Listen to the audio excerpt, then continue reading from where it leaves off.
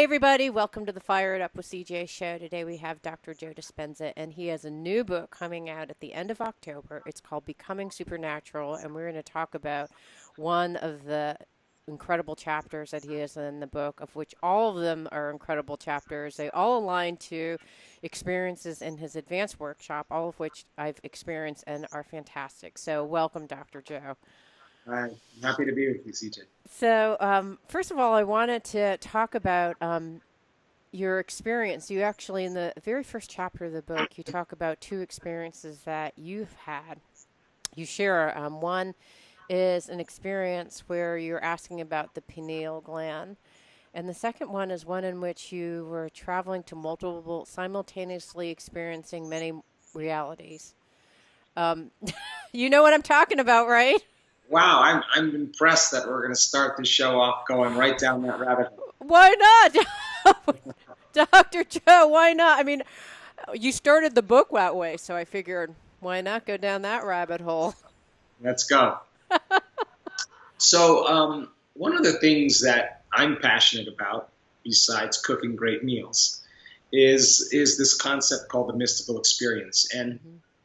for years, I've been working on bridging the science with the mysticism, the science with the spiritual aspect, and combining different principles so that, number one, people can have an experience that we can reproduce it, to create a roadmap where people know where they're going, Mm-hmm. and then give some basic understandings that we have the biological machinery in place that just has to be activated so a person can actually begin to understand the mystery of the self. Because one of the biggest lies we've been ever told is that we're linear beings living a linear life. We're not. We're dimensional beings living a dimensional life, and we just happen to be keeping all of our awareness on our bodies, all of our attention and awareness on everything in our environment, and all of our attention on linear time. And when you do that, you have to play by the laws of Newtonian physics in space and time. Nothing wrong with that. It's just that there's more to reality. In fact, science says that we perceive less than 1% of reality. So we're missing out on a lot. So to go back to the story, I was writing an article on the pineal gland. And the pineal gland has, as I say in the book, metabolites of melatonin. Melatonin is the nighttime neurotransmitter that's made from serotonin in the pineal gland. Mm-hmm. And melatonin is what puts us to sleep at night. It what causes us to dream, causes us to repair, causes us to heal, helps us to metabolize. It causes us to relax. But when melatonin gets an upgrade, because a person begins to experience a greater frequency, it turns into some very powerful metabolites. So I was writing an article about it, and I was just in my innocent state, sitting on the couch, and my kids were asleep. I had finished the day. I was thinking about all the things I had to do tomorrow, and I kind of made a list in my mind, and I just needed a minute to relax. And I just kind of laid back on the couch. I had a fire going, and it was quiet. I kind of gazing into the fire, and I was getting kind of moving into a trance. And I just said to myself, talking to the pineal gland, where are you anyway? Mm-hmm. And with my mind, I kind of searched in my brain to try to figure out where I was. I could find it with becoming aware of it. And it was like I locked into something. The moment I locked into where the pineal gland was, in 1 second, I saw an image of this knob with its mouth open, releasing this white milky substance. Mm-hmm. And then in a flash, I saw a timepiece, like a pocket watch, but big and very, very, very lucid. And I saw the hands started moving backwards in time. And the moment I had this lucid experience, when I saw the timepiece, I understood that the pineal gland acts as like a timepiece that causes us to slip into different times and spaces. Mm-hmm. I don't know how else to say it except that I knew it. Yeah. And then the timepiece went backwards, and it went to a time when I was a 7-year-old kid. I was living on the East Coast with, our family was living there, and I was having a fever. And the moment I saw the scene, I remembered it, what was happening. and I had a fever, and my mother had just left the room, and I put the covers right up to my nose like this, right under my eyes, and I would do it every time I had a fever because I loved fevers. When I got fevers, I would always have very weird, mystical dreams. You're And probably I read that and I just laughed. I thought this is probably Dr. Joe's the only person I've ever met that actually loves having fevers since he has I a love, mystical experience. and somehow I would just go into this altered state. So Yeah. I'm witnessing this 7-year-old kid kind of unfolding into this mystical realm, and I'm asking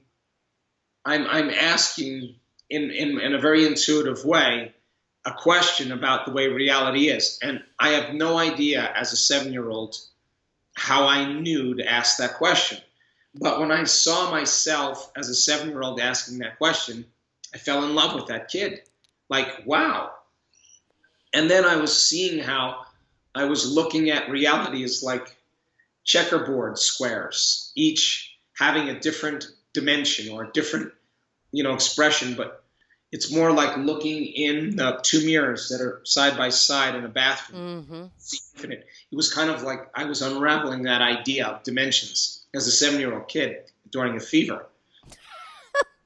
And I just thought, wow, I'm Wow. impressed. I didn't remember consciously doing that until I witnessed the scene. And when I fell in love with this little guy, I realized that the future me, called Joe Dispenza, living in the Pacific Northwest, was falling in love with the kid, and it was the future me that was drawing him to me. And that I was asking the same questions as an adult that I was asking then, and it was all happening in the present moment. And it's a very abstract Wait, concept. so the question that you were asking about the nature of reality at age 7, you are now asking at a later age in the Pacific Northwest, and it was like these two time periods just collided together. Same They were question. they were actually happening in the same time. They Okay. were, there was no separation between my past and that moment. I recognized that all reality was happening in the same moment. I don't know how else to say that reality is kind of stacked on top of each other. The reason we see it as past and future is because we're conditioned into very linear time. But in the quantum field, there is no separation of time. So everything's happening in the present moment. So I was asking that same question as an adult, and I witnessed that I was doing the same thing as I was when I was young, and it was happening. There was a simultaneity that took place that I just understood. And then the timepiece moved forward. I saw the timepiece again move forward, and then there I am, walking through my backyard as a future self of me, but an upgraded version of me, like more enlightened, more loving, more energy, more clear, more alive. And it was a winter night in the Pacific Northwest. I was barefoot, and I was walking on the grass. The Pacific Northwest, when the grass gets cold Yeah. and it's white. Yeah. I was walking across the grass barefoot with a kind of a cape on, but I was so in love with the cold that I wasn't afraid of it. I wasn't contracting from it. It all felt good. I don't know how else to say it. That Yeah. it was life, and I was engaged, and I wasn't cold. Wasn't cold. It was just an experience. And I had walked across these basalt stones, and I was just so passionate and so filled with life. And I was walking past the fountain, and all of a sudden, this very tiny little beautiful woman dressed in white comes out from behind the fountain, and I look at her, and she looks at me, and all of a sudden, she sends me this amazing amount of love right in my heart.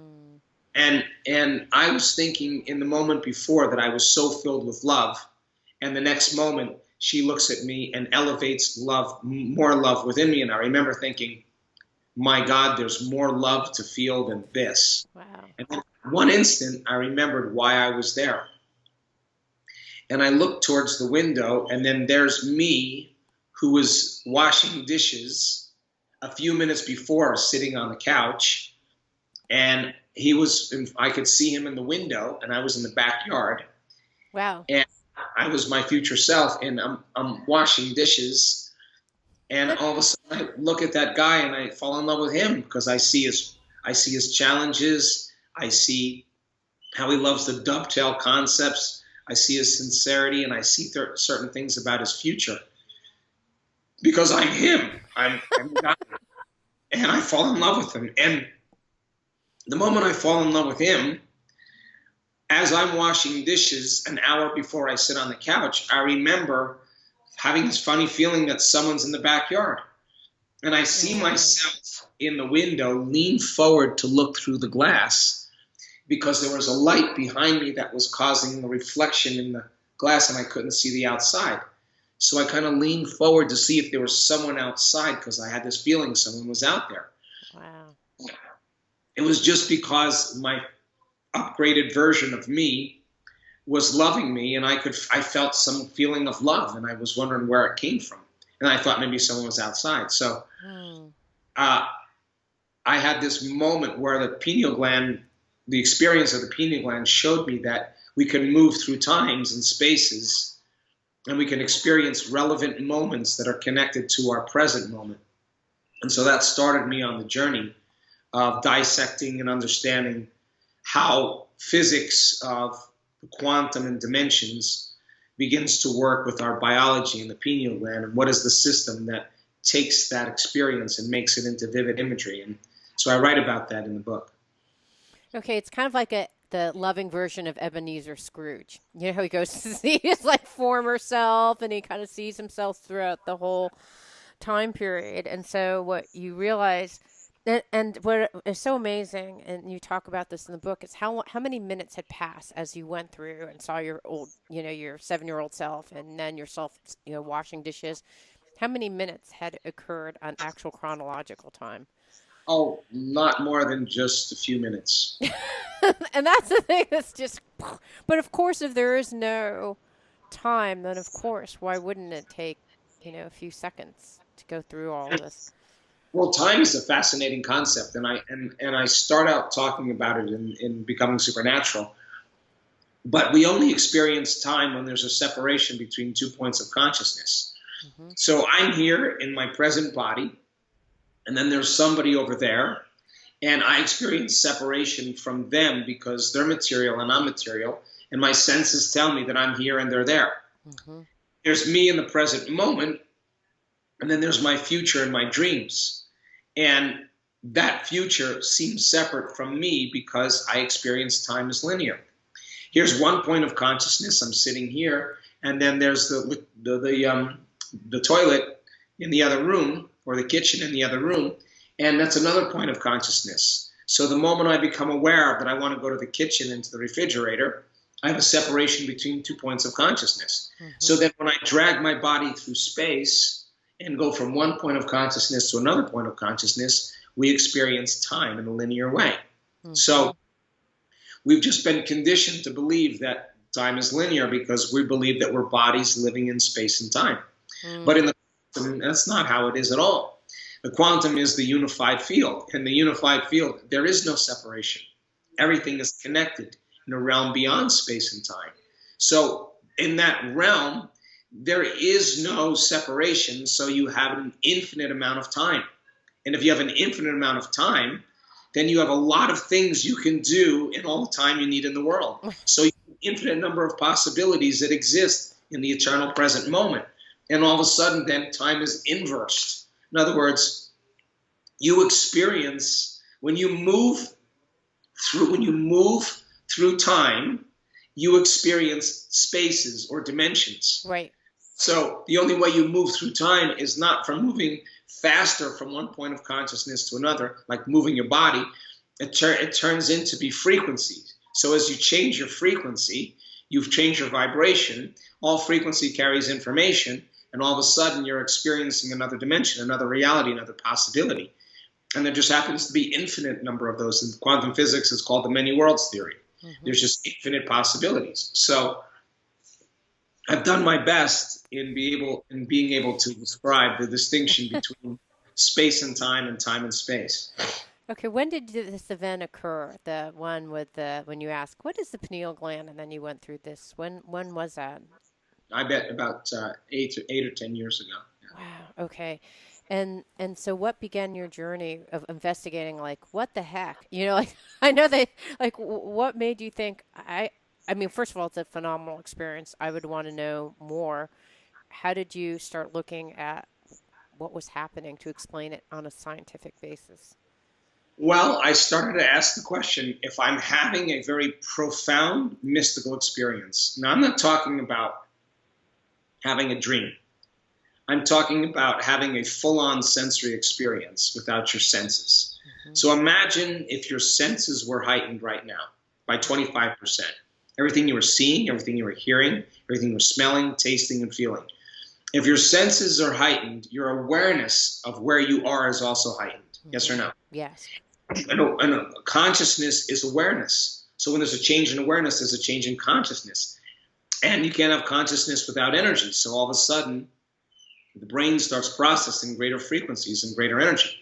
And so you're having that mystical moment.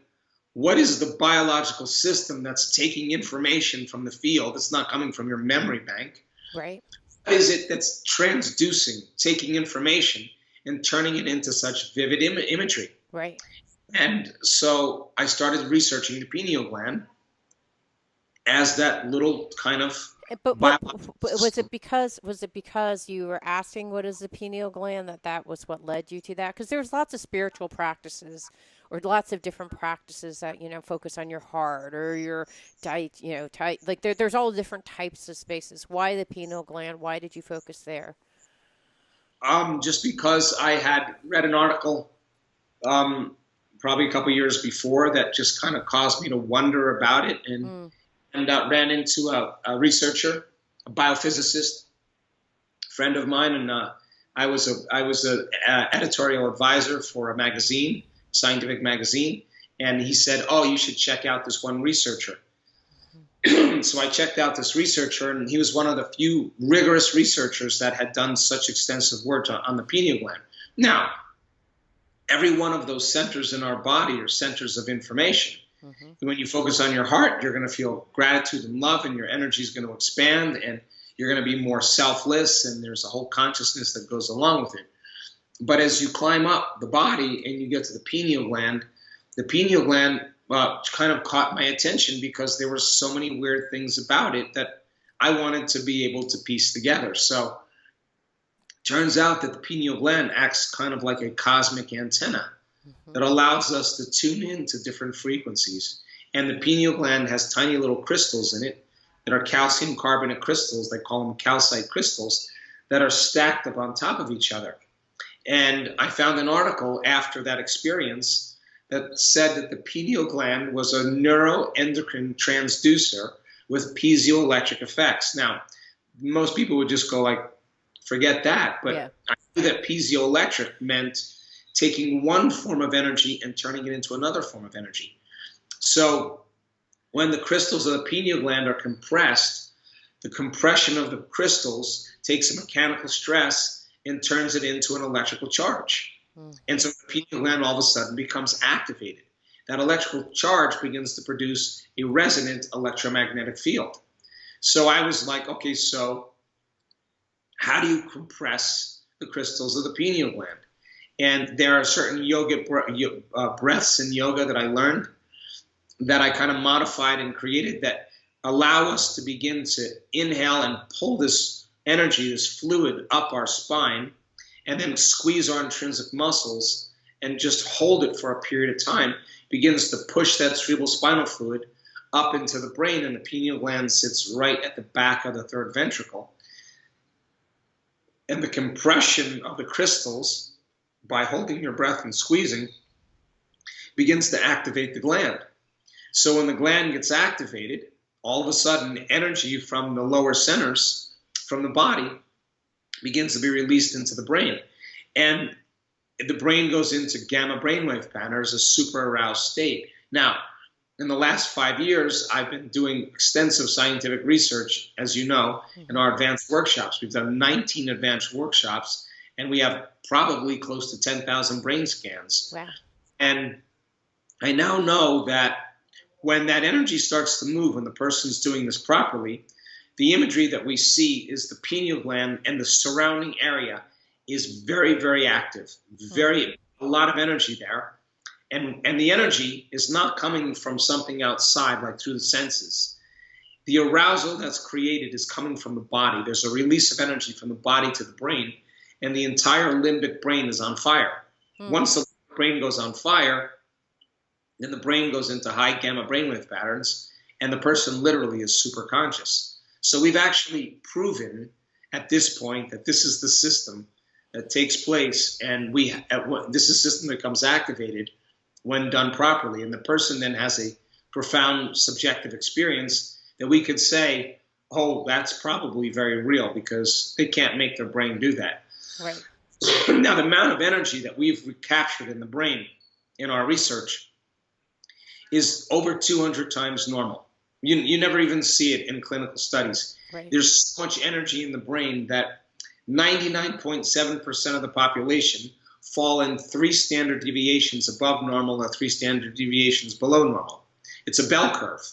That makes up almost 100% of the population. Imagine we're capturing 200 and 300 standard deviations above normal. So we're talking about an enormous amount of energy. So my hypothesis then of the pineal gland, we've actually proven to be true. And so I show certain brain scans in the book to show exactly what happens. So then it's a neuroendocrine transducer. And a transducer is what takes one form of energy and translates it into another form of communication, like our Skype call here. Right. We're picking up the computer's picking up a frequency and turning it into a picture. Your television antenna picks up a wave from the environment and turns it into a very coherent picture. Well, the pineal gland acts as a transducer, and it picks up information from the realm beyond space and time.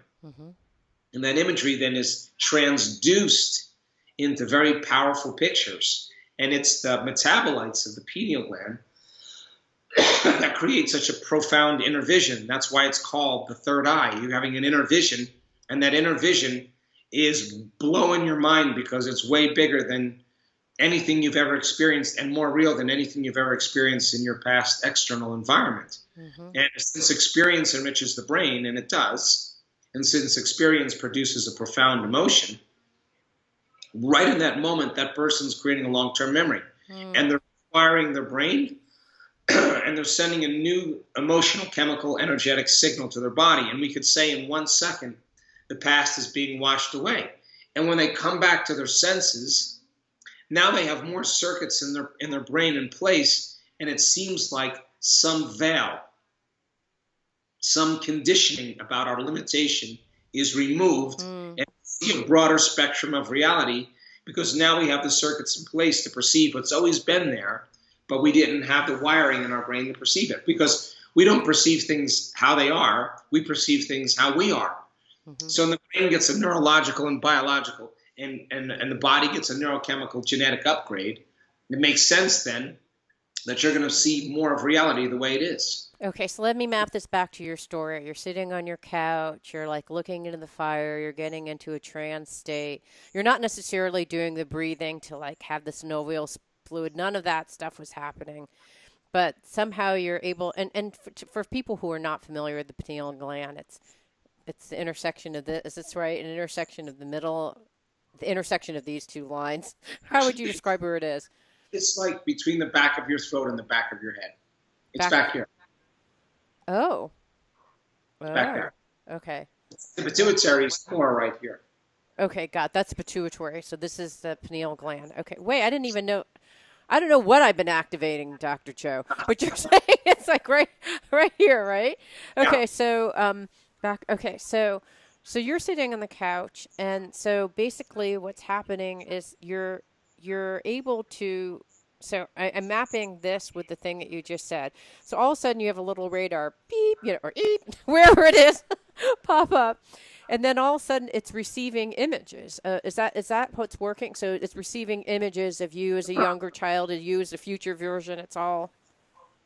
No, it's not images. The brain is taking frequency. Okay. Or like there's radio waves, there's Wi-Fi waves or television waves between in our environment. Right. And there's different antennas that pick up different frequencies that turn that into sound or music or to pictures or whatever, into information. So all frequency carries information. So Right. the brain and the pineal gland are picking up the frequency, Okay. and then the pineal gland is working with other systems to transduce it into imagery in the frontal lobe. Now, Okay. let's just complete the understanding. So when you wake up in the morning and you perceive light, the moment you perceive visible light, right? And your eye is picking up that frequency, that optic nerve sends a signal to the pineal gland, and the pineal gland makes serotonin. When there's an inhibition of light or a loss of light, now serotonins turn into melatonin. So melatonin puts our body to rest. We start to dream a little bit more. We start to relax a little bit more. And brainwaves start to change. So imagine now, your pineal gland doesn't need to pick up frequencies through the eye, through visible light. Visible light is just one small spectrum. When you start tuning into faster frequencies that are faster than light, and Einstein said, the ceiling of three-dimensional reality is the speed of light. Anything that travels faster than the speed of light is going to turn into energy. So it means then, the moment you start tuning into frequencies beyond light, now all of a sudden the pineal gland is not picking up the frequency through the eye, but it's picking it up through its antenna. It's going to then translate a faster frequency than light into chemistry that is going to fit into the same receptor sites as melatonin, but melatonin is going to have a very powerful upgrade. So now you're going to see, when you dream, you're going to really dream. It's going to be in technicolor. So that's how come like when you're describing in your vision is that you actually, when you walked in the future, you're walking on the grass and could literally feel the cold grass, right? So it's like this. So going back to what you're saying, it's not just the vision of seeing you in washing the dishes. It was the whole five sensory perception that was being received by this transducer. Right, exactly. Okay. And so that melatonin, then you just don't dream. It's creating a very profound vision. You're not just relaxing. You make a benzodiazepine, which is an upgraded version of melatonin. Now you have a Valium chemical that really cools off the survival centers. You don't just heal. You have antioxidants that really heal. Mm-hmm. You don't just get it. Your body just doesn't relax. You produce the same chemicals that hibernating animals create. You really relax. Yeah. And so now all of a sudden you don't even know you have a body any longer because you feel like you're somewhere else. Yeah. So all the biological systems, CJ, are in place, and when they're switched on, wow, the person says I was there, or the person says I'm just not this person. I live in many dimensions. I now know that. Mm-hmm. So if you go beyond the third dimension, the three dimensions that we're familiar with, what dimension you describe it as consciousness, or what is it, the dimension, or is it just an infinite dimension? What is it that we're going to when you're going into and the transducer's up and you're picking up past life images, future versions of yourself? Where is it that you're going? Actually, you're not going anywhere.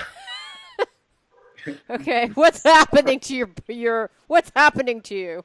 Or right, I don't even know what the right word is. You take a point.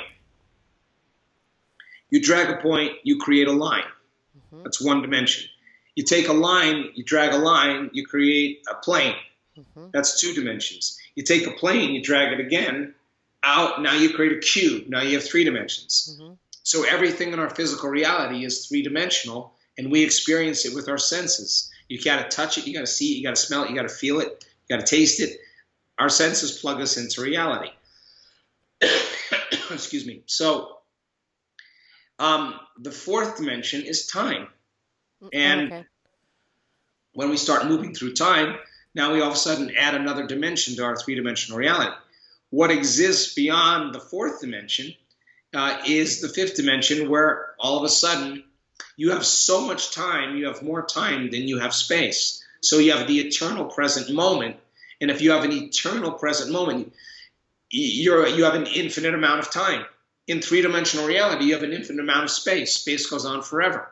And we experience time as we move through space. In the fifth dimension, sixth dimension, and on, imagine there's infinite dimensions. You have an infinite amount of time. And you experience spaces as you move through time. So there's dimensions, there's planes, there's infinite possibilities in the eternal present moment. So that's going from the Newtonian world to the quantum world. That's going from the world of matter and objects and people and bodies and things and places to the realm of energy and frequency and information and consciousness that has nothing to do with anything material. It's the immaterial place. And you can't go there with your senses. You can only go there as a consciousness, only as an awareness. So we've been working for years with our students to teach them how to get beyond their bodies, to get beyond the people in their life that they associate with, to get beyond the things they own, the places they live, the places they go, and even time itself. And when you go from a somebody to a nobody, from a someone to a no one, from something to nothing, from somewhere to nowhere, from sometime to no time, just means you're taking your attention off of all those things. And when you do, you become pure consciousness. Now you are no longer playing by the rules of Newtonian physics. So then if you teach a student then that they're on the bridge of the quantum, they're on the nexus, that the quantum field is the unified field that governs all the laws of nature, and if they can begin to tune into frequencies with their awareness and they can unfold deeper into it, they'll become more unified and more whole. So they'll experience the consciousness of everyone, everybody, everything, everywhere, and every time. Isn't that the quantum field? So all of a sudden they have a greater sense of who they really are. And what we really are is one. We're oneness. And so one moment of that, our students sometimes slip into this place where they totally connect to that field. And literally in 1 second, their disease goes away. Literally, they get an upgrade because all the biological systems now are processing more oneness and more wholeness and a greater. And as you get closer and closer to the unified field, now you have less separation between 2 points of consciousness. And if you have less separation between 2 points of consciousness, you're experiencing more oneness and wholeness, more love. It means then the more whole you feel and the less separation between 2 points of consciousness, the less time it takes to happen in your life. So our students have instantaneous healings in their meditation. I mean, hearing coming back, skin conditions they've had since childhood. I mean, the next day it's gone. The pain in their body completely gone because now they've interacted with the field. And if all disease is a lowering of frequency in the body and an incoherent message, all of a sudden now they're super coherent. And their body now gets a raise in energy because they've just connected to the field. And we're able to reproduce this experience more and more. And our brain scans show that, wow, we have people that can do it on command now, and we have more and more students with the same brain patterns. So we're starting to look at something called a law. You know, if something happens once, it's an incident. Right. But after twice, it's a coincidence. It starts happening 3 and 4 and 5 and 10 times. Now you're looking at a pattern, a trend. It means it's science, right? Yeah. So as I have experienced the meditation, you're pulling the energy up, and then you're actually tracking. You have, and I actually had this thing. It's connected to my brains, measuring, as I understand, the energy, my brain waves, energy in my brain. So you can actually choreograph what was happening in that meditation, and then at the moment, my brain kind of goes into these 200 to 300 standard deviations beyond what is in the normal bell curve range. That's how you know something is happening, because you're seeing the meditation, you're seeing what's happening in the process, and then you can see their brain just completely, I don't know, lit up, or what, I don't know what word you describe. Exactly. So the brain goes into a super aroused state. Now, the brain normally goes into an aroused state when you're under stress, when you're angry, when you're fearful, when you're frustrated, when you're depressed, when you're guilty. That's when the brain becomes aroused. where the survival systems switch on. But gamma is a faster frequency than beta brainwave patterns when you are aroused. Now, gamma is you're super aroused, but you're not doing it because of stress. The sympathetic nervous system switches on when you're under stress, mobilizes energy. But when this happens, the sympathetic nervous system switches on and it releases energy back to the brain, and the brain goes into those high gamma brainwave patterns. And we know the person's having a mystical moment. We know that. And as a matter of fact, we can predict it now. We can actually start looking at the brain's patterns and say, oh, she's going to pop in a second. And the neuroscientists that come and study our work say, what do you mean she's going to pop? We say, just watch. And when they see these abnormal brainwave patterns, they're thinking she's having a seizure, because you never see that much energy in the brain unless the person's having a seizure. And yet the person doesn't look like they're having a seizure at all. They're wearing a heart rate monitor, and their heart is in super coherence. Their brain is in super coherence, and they're just feeling whole, way more whole than they've ever felt in their life. And they're feeling so whole and so in love with life that it's impossible for them to want. They can't wait. How could you want when you're whole? You feel like you have everything already. And that's when the magic starts to happen. Right, because then they can let go at that moment. They can let go of who they were and their identity, and just. And there's no separation. They're no longer in lack. Yeah. So you had said in the book, and then you just said that you are able to train people to just, go into that moment. And I assume the reason why you were just looking at the fire and that happened to you is that you'd gone through hitting that moment so many times. So is it like any kind of thing, practicing the scales, practicing yoga poses, that if you continually practice going to this place, that you can reproduce it? Sure, it's just like anything else. I mean, we've labored really hard to get our people, our students, our community to regulate elevated emotional states, and we work with the Heart Math Institute, and we've got our students being able to sustain heart coherence for 45 minutes or an hour at a time. That means that they have such an incredible feeling of gratitude or love that they can do it on command. It's a skill or a habit, but that's one biological system. This is another biological system that you could get good at doing. We just did an advanced follow-up in Cabo San Lucas. We finished yesterday. And there are people in that audience that have made scientific history. And I could call them on the stage and say, we're going to hook your brain up to a brainwave monitor here, an EEG, and I want you to go in the high gamma. And they'll say, okay, give me 5 minutes or give me 10 minutes. And they'll do it. They don't. Yeah. Wow, so they're able to tap into consciousness. And once someone goes, so after you've experienced this, and I was so moved because the last time you came into Seattle, you said, you reach a stage and you think, this is amazing. And then you're like, and it just keeps on getting better. Like you feel like you've hit a high, and then it just keeps on getting higher and higher. So as you've gone through this process yourself, and, and have you can probably reach this point of, if I said Dr. Joe go into gamma, you're probably doing it right now for all I know. but what is your personal experience has you've traveled this journey yourself and gone into these higher states of consciousness? How's your life different? Well, on many levels. I mean, I think we're just conditioned to create based on lack. I see something that I don't have and I want it. And if I don't have it, I experience separation, then I go after it and I get it. And that's just normal in the way we live in 3 dimensions. And there's nothing wrong with that. But for me, I just have much less lack. I feel more complete and more whole. I'm less likely to force outcomes or control outcomes in my life. I don't take things as seriously as I used to because I've experienced other aspects of myself that are real. I think I'm less seduced by so many things that seduce people to create separation. You can see a greater meaning behind things. I think for the most part, my values have changed.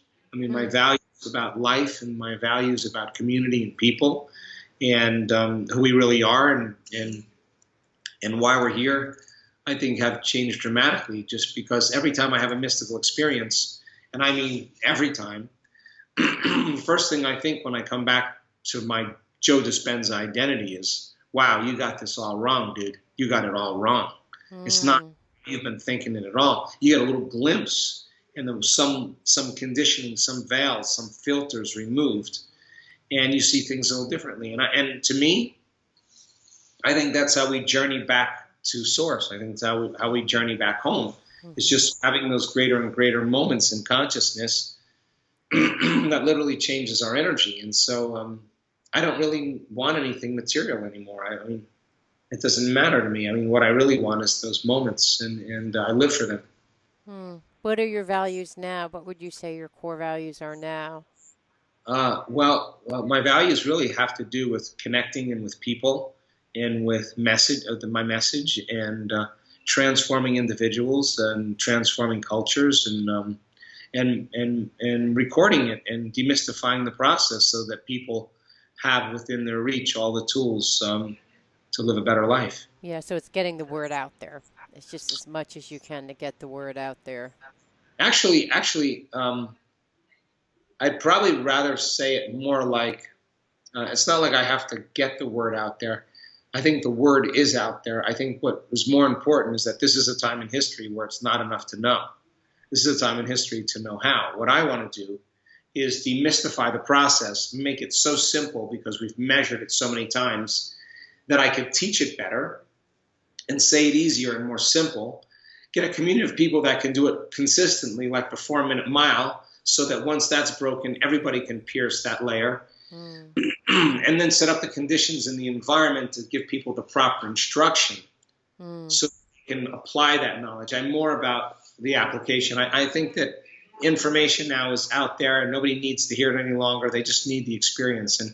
And so my workshops and what I talk about in the book is really all about having people experience the truth of that philosophy. And it takes experience to do that. So I go through countless measures to be able to give people enough opportunities to experience. I mean, we just finished our retreat, as I said yesterday, in Cabo for our advanced students, and I pushed them way outside of where they normally go. And many of those people broke through, and they had profound mystical experiences. They didn't like me in the beginning for doing it. How are you pushing him, Dr. Joe? I'm pushing them past where they normally would stop. Mm. I'm setting up the conditions in their environment for them to go further than where they normally go. And that's how self-love is really born. When you get beyond your known self and you don't think you can go any further, and you call up this energy, this will, this passion, this spark, and that's spirit waking up. Boy, they really transformed in a short amount of time. So I think for me, it's really about giving people the opportunity to experience it. Mm. So where do you want to go next? I'm always excited because I know there's always an answer, and it's always extraordinary the kind of stuff that you're doing. So what can we expect in the future? What are you kind of looking at now that kind of has sparked your curiosity? Well, we started measuring telomere lengths in our last advanced workshop.